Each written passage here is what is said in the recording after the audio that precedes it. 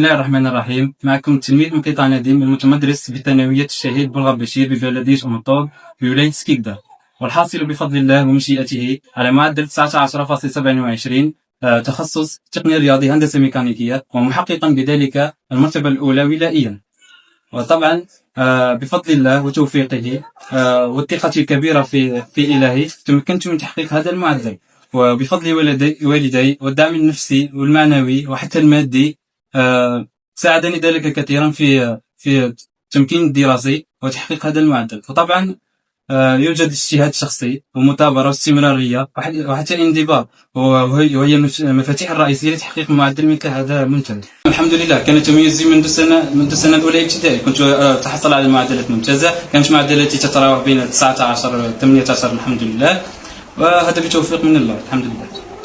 ميولي في الجامعة طبعا منذ سنوات، هذا كنت أفضل مجال يخص الذكاء الاصطناعي مع عالم الهندسة، عالم البرمجيات، علوم البيانات، تخصص في الحواسيب. كان لدي بعض الميول إلى علوم أخرى مثل علوم الفلك والفضاء.